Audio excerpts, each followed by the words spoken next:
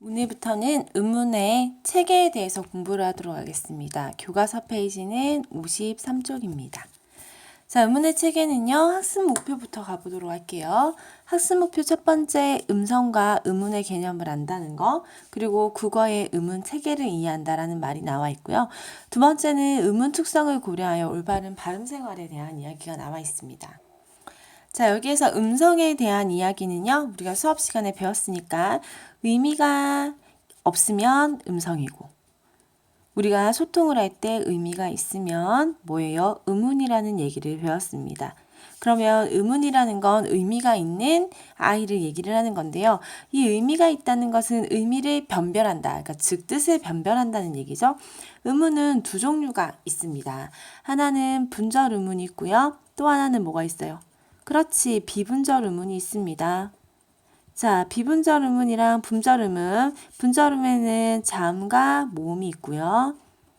비분절 음운에는 뭐가 있더라? 억양이랑 또 하나 더 있죠. 긴 소리, 짧은 소리, 장단. 이렇게 나누어집니다. 국어의 음운 체계표야 뭐라고요? 이거는 두 가지가 있었죠. 자음에서는 자음 체계표가 있었고요. 조금 복잡하긴 했었죠. 그 다음에 모음에서는 모음 체계표가 있었습니다. 우리나라 말이니까 한 번쯤은 외워주기 바래요. 여기 밑에 보면 고가라는 동일한 단어가 있는데요. 그림이 다 달라요. 읽는 방법에 따라서 이걸 달라지게 하는 여러 가지 분절 음운과 비분절 음운의 속성에 대해서 한번 보도록 하겠습니다. 아랫부분으로 내려오시면요. 음운이라는 것은 사람들의 머릿속에서 같은 소리로 인식하는 추상적인 것으로 의미 차이를 나타내는 최소한의 문법 단위이다라는 말이 있었습니다. 국어의 음운은요, 두 가지로 나누어져요. 뭐랑 뭐로 나누어지는데 국어의 음운은 분절 음운이랑 비분절 음운으로 나누어진다는 거. 분절 음운에는 뭐가 있어요? 위에서 말한 것처럼 분절 음운은요, 모음 21개, 자음 19개, 총 40개고요. 비분절 음운으로는 장단과 억양이 있습니다.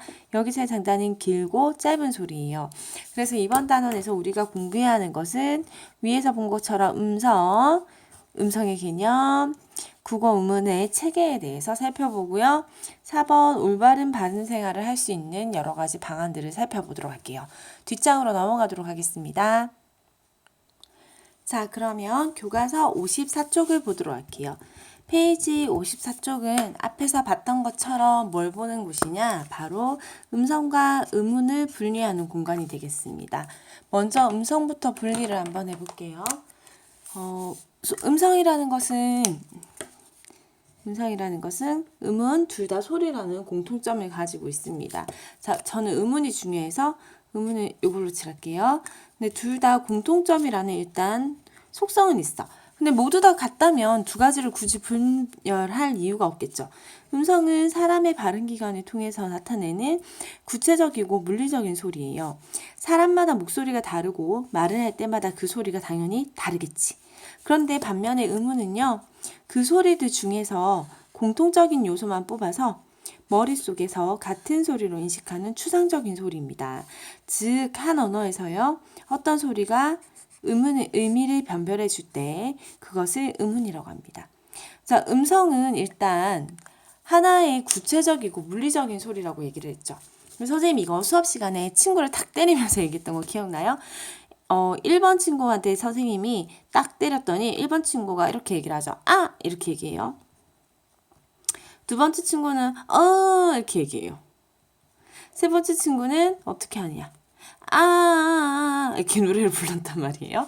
그러면 첫 번째 친구와 두 번째 친구와 세 번째 친구의 소리가 각각 다르죠. 이것을 바로 음성이라고 합니다. 굉장히 구체적이고 물리적인 소리예요. 목소리가 다르고 말을 할 때마다 소리가 다르게 나타납니다.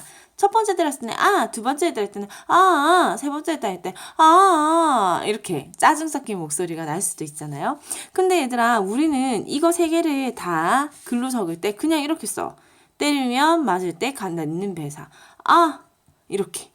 이 아이로 같다고 우리가 생각을 하는 것처럼 이렇게 구체적인 아이를 좀 더 추상적으로 생각한 이 아가 바로 의문에 해당이 하는 거죠. 이 의문은 공통적인 요소만 뽑았죠. 머릿속에서 같은 소리로 인식합니다. 이렇게 말하든 이렇게 말하든 이렇게 말하든 우리는 머릿속에서 아라는 소리로 생각을 하는 거죠. 그러다 보니까 언어에서 어떤 소리가 의미의 변별의 기능을 해주는 것을 의문이라고 얘기를 합니다. 뭐라고 얘기하느냐에 따라서 의미가 달라지겠죠. 그죠? 의문은 사람들의 관념에 따라서 수가 달라질 수가 있어요. 일반적으로 감기라는 단어를 발음을 할 때요. 영어권의 화자들은 첫 번째 글자의 기역, 이 감기할 때 기역이랑 무성음을 K로, 두 번째 글자의 기역은 G로 발음을 해서요. 여기 보시면 이런 형태가 나타난답니다. 자, 지금 우리는 이 부분을 보고 있어요. 그런데요, 우리가 감기를 인식할 때는 그게 아니라는 거죠. 두 개의 기역 의문으로 인식하는 것과 영어권 화자들과는 다르게 인식하는 것에서 우리는 감기할 때 기역은 똑같은 기역으로 본단 말이에요.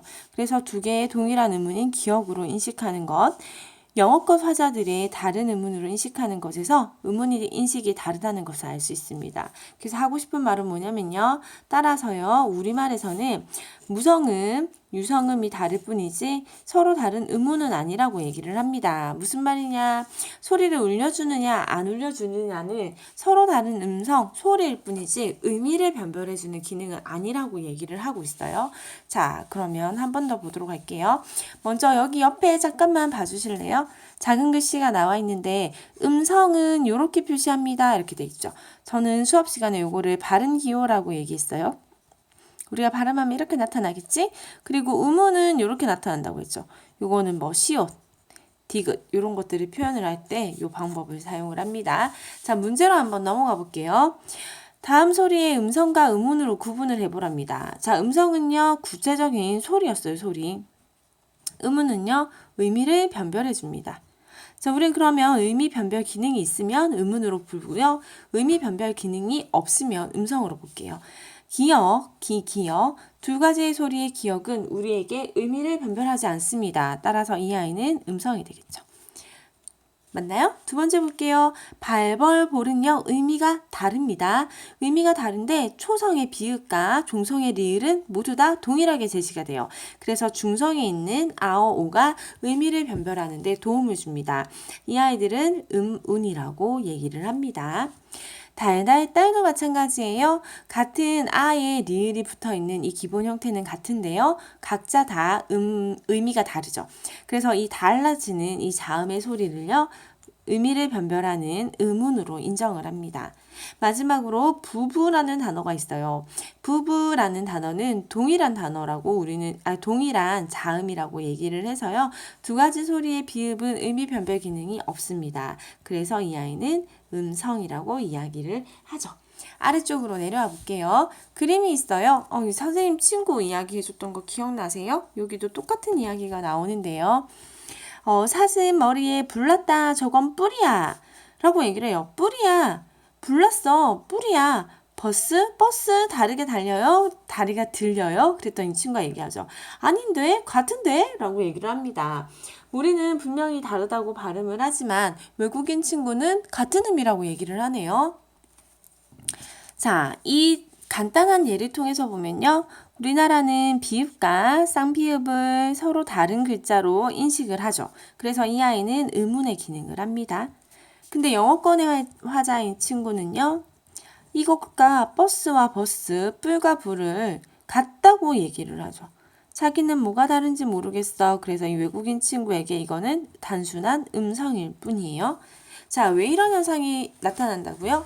맞아요.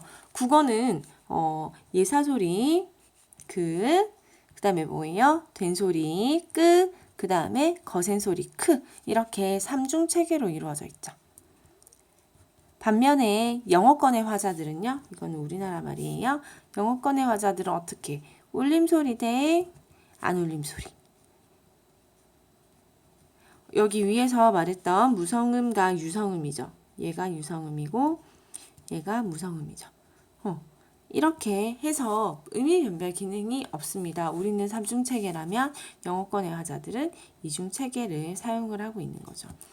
자, 여기까지 해서 음성과 의문을 분류하는 것을 공부를 했습니다. 음성과 의문 분류의 가장 기본 포인트는요. 그 단어를 씀으로 해서 의미 변별 기능을 하느냐, 의미 변별 기능 없이 같은 글자로 표현이 되느냐가 포인트였고요. 두 번째는 우리말은 삼중체계의 특성을 쓰기 때문에 영어권 하자들이 이해하지 못하는 변동 규칙도 있다는 것도 함께 배웠습니다. 오늘 여기까지 할게요. 수고하셨습니다.